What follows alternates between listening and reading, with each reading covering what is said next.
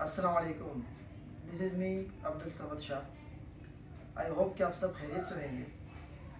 आज एक बहुत ही इम्पोर्टेंट टॉपिक इस पर स्टार्ट से कर लेते हैं तेज़ आवाज़ से।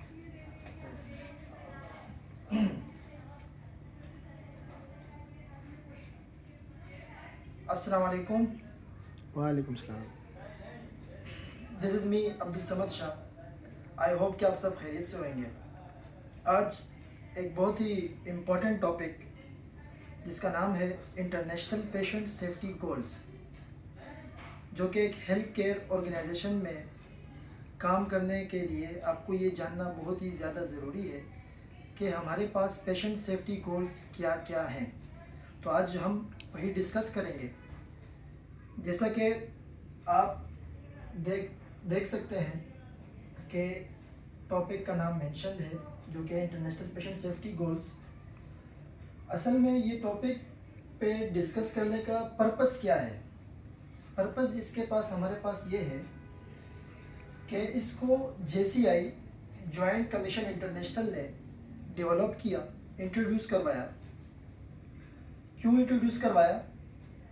To address critical patient safety issues, मतलब पेशेंट की जो सेफ्टी इश्यूज हैं उसको बेहतर करने के लिए उन्होंने ये चीज़ें इम्प्लीमेंट करवाई।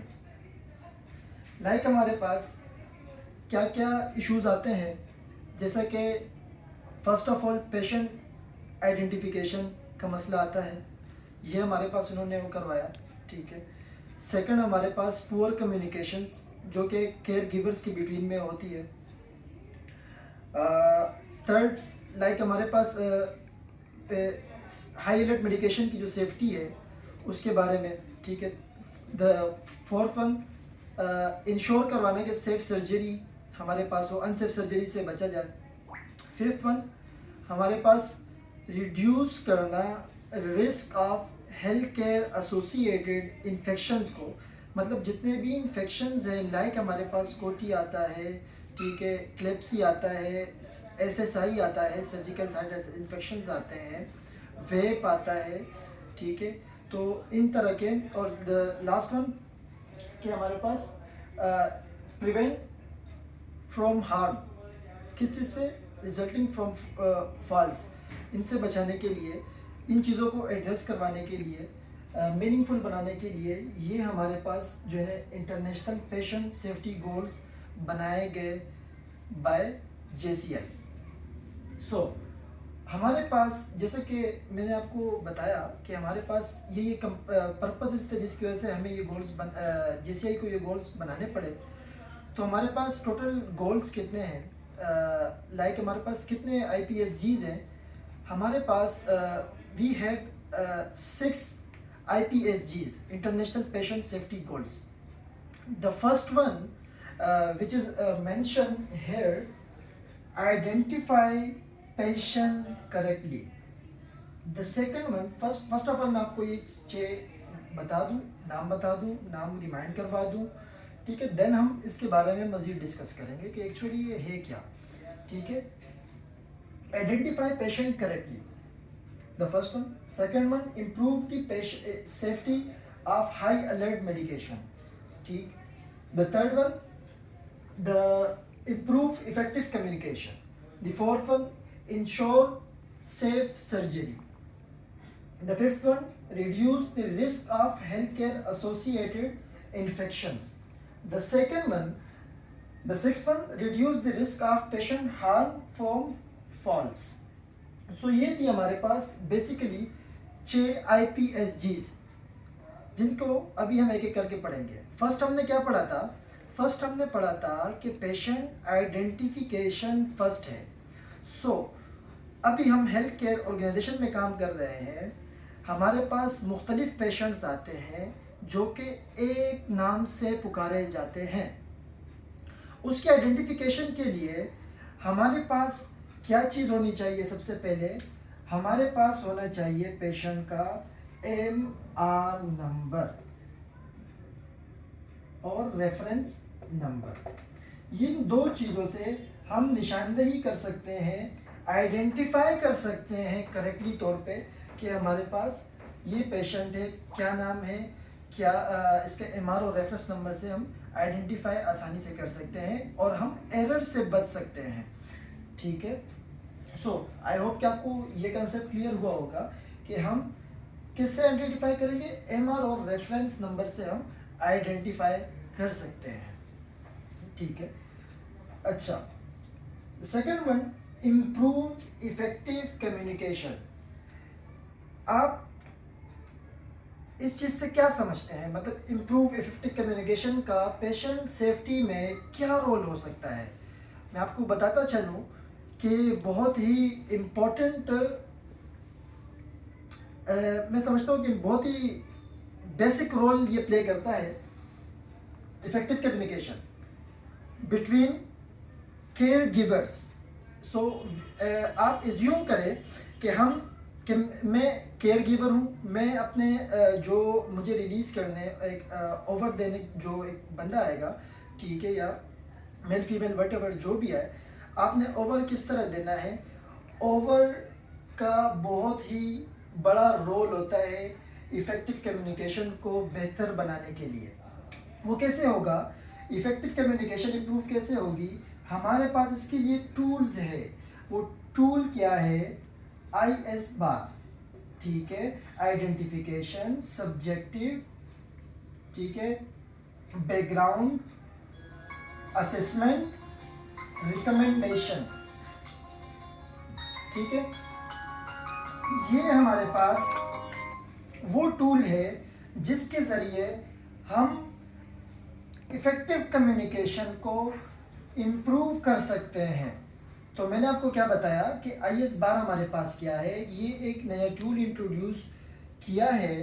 ठीक है, हमारे इसकी एब्रीविएशन क्या है हमारे पास, आइडेंटिफिकेशन, ठीक है, सब्जेक्टिव, ठीक है, identification, subjective plus background, assessment and recommendation.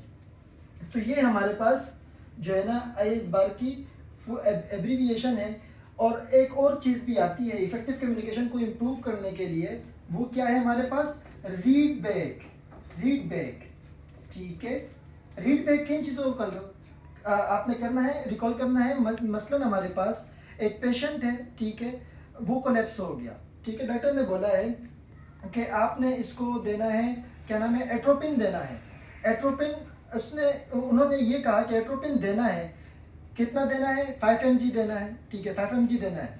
लेकिन आपने एट अ टाइम वो ऑर्डर तो मेंशन नहीं होते क्योंकि वो कोलैप्स का टाइम है, ठीक है, तो रैपिडली चीज़ें होनी है। तो उस वक्त आपने क्या करना है, उनको आपने कहना है कि रीड बैक करके जो है ना आपने ये फॉलो करना है।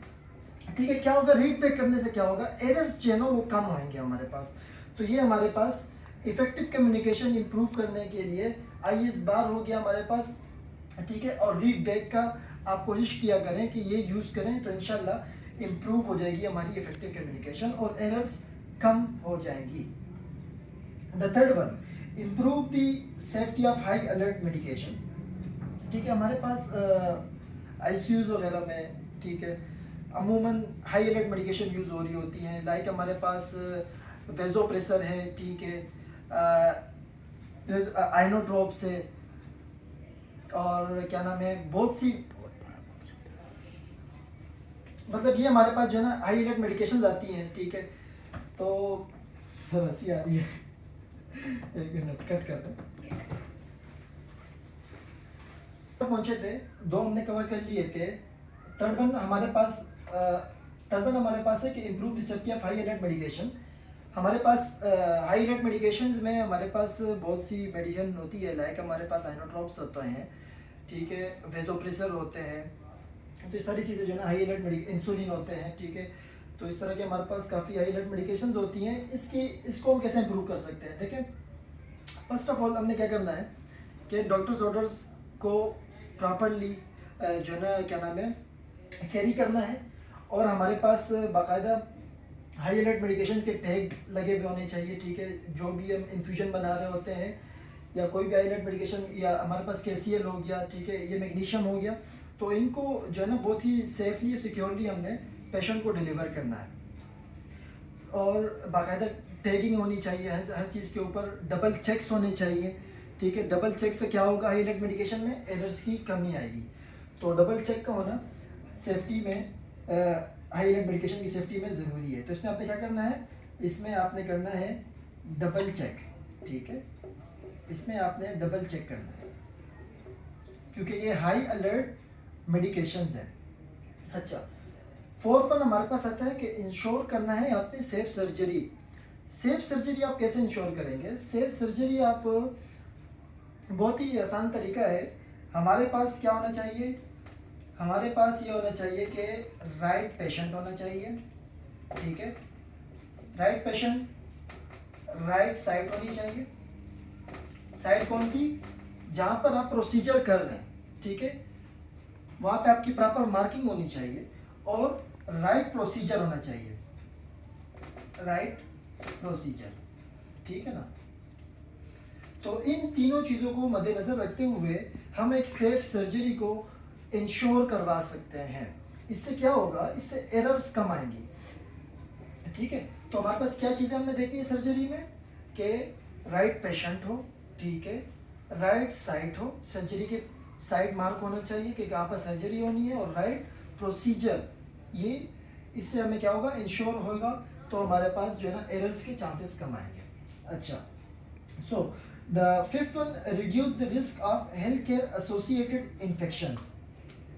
ये बहुत ही इंटरेस्टिंग टॉपिक है, और इस पर जैसा कि आप हॉस्पिटल में काम करते हैं, ठीक है, tertiary care hospital, secondary care hospital, primary care hospital, तो लाजमी सी बात है कि इन्फेक्शन का जो रेट है वो वहाँ पे काफ़ी तेज़ होता है। तो आपने इसको कैसे रिड्यूस करना है, इसके लिए बाकायदा गाइडलाइंस है, बेसिक जो एविडेंस बेस्ड गाइडलाइंस है उसको आपने यूटिलाइज करना है, ठीक है। लाइक हमारे पास इस तरह के मल्टीपल इन्फेक्शंस आते हैं, जैसे कि मैंने आपको पहले भी वीडियो को स्टार्ट में मैंने आपको बताया, लेक्चर के स्टार्ट में, कि हमारे पास कोटी, क्लैप्सी, एसएसआई, वेब, तो इस तरह के जो इन्फेक्शन के रेट को हम कैसे कम कर सकते हैं, तो हम इस तरह कम कर सकते हैं, जो एविडेंस बेस्ड गाइडलाइंस है हमारे पास, हम उसको क्या नाम है, अपने अमली ज़िंदगी में ले आएँ, ठीक है। तो इंशाल्लाह हमारा जो इन्फेक्शन का जो रेट है वो कम हो सकता है। और बाकी हमारे पास जो इसका जो मेन कंपोनेंट है वो हम ये कह सकते हैं कि हमारे पास जो हैंड हाइजीन है, hand hygiene, hand hygiene, hand hygiene का ख़ास ख्याल रखते हुए हमने जो है ना इन चीज़ों को हम रिड्यूस कर सकते हैं। हैंड हाइजीन हमारे पास, चूँकि पेशेंट से प्रियोर हमारे पास क्या होता है, पेशेंट्स के पास हम जाने से पहले हैंड हाइजीनेशन हमने करनी चाहिए, जिसके 7 स्टेप हमें बाकायदा बताए गए हैं अकॉर्डिंग टू WHO। 7 स्टेप्स हैं इसके, ठीक है। तो आपने वो प्रॉपरली वो अप्लाई करने हैं। उससे क्या होगा, क्योंकि वो आपकी जब हैंड हाइजीनेशन अच्छी होगी तो रिस्क ऑफ जो इन्फेक्शन है वो ऑलरेडी उसका जो रेट है वो कम हो जाएगा हमारे पास, ठीक है। क्योंकि फर्स्ट कंटेक्ट ही आपका इससे होता है, हैंड से होता है। तो हमारे पास हैंड हाइजीन के 7 स्टेप्स हैं, 5 मूवमेंट्स हैं हमारे पास, ठीक है। आप वो भी पढ़ गूगल करके आप देख सकते हैं, या फिर हम एक वीडियो में इस पर भी बनाऊंगा 7 मूवमेंट्स पे और 7 स्टेप और 5 मूवमेंट्स पे एक वीडियो भी मैं अपलोड कर लूँगा आप लोगों के लिए, तो आप वो भी देख लीजिएगा नेक्स्ट वीडियो में, ठीक है। तो ये हमारे पास हैंड हाइजीनेशन पे हम इसको ओवरकम कर सकते हैं। अच्छा, reduce the risk of the 6th one हमारे पास है कि reduce the risk of patient harm from falls. अच्छा, जैसे कि हमारे पास पेशेंट्स आते हैं, ठीक है, जो कि हिस्ट्री ऑफ फॉल से होते हैं, तो हम उसको कैसे रिड्यूस कर सकते हैं, किस तरह हम उनको एजुकेट कर सकते हैं। तो ये इसमें हमारे पास एक बेड साइड स्टाफ का एक ये रोल भी होता है। उसमें जो है ना हमारे पास जो मेन चीज़ें हम किस तरह कर सकते हैं, इसको हम एजुकेट करेंगे, ठीक है ना। इसको हम एजुकेट करेंगे, पेशेंट को एजुकेट करेंगे, एक पेशेंट को बताएंगे, ठीक है, कि आपने किस तरह अपने आप को हार्म होने से बचाना है, ठीक है। हिस्ट्री ऑफ फॉल को जो है ना किस तरह रिड्यूस करना है, उसके लिए एजुकेशन मस्ट है। आपने पेशेंट को कम्युनिकेट करना है, एजुकेट करना है, ताकि हमारे पास जो पेशेंट का हार्म का जो रिस्क है वो कम हो जाए। तो यही ओवरऑल जो चीज़ें थी मैंने आपको बताई कि इंटरनेशनल पेशेंट सेफ्टी गोल्स का पर्पस क्या है, क्यों एड्रेस करवाया गया। ठीक है, हमारे पास जो 6 IPSGs थी वो हमने प्रॉपरली डिस्कस की, 1 to 1 करके हमने डिस्कस की। और आई होप कि आप सबको कि आपको ये लेक्चर पसंद आया हो और काफ़ी इन्जॉय किया हो आप लोगों ने। कोई क्वेश्चंस, कोई क्वेरी तो आप कमेंट्स सेक्शन में बता सकते हैं, इंशाल्लाह आपको प्रॉपरली आंसर मिल जाएगा। थैंक यू सो मच आपका।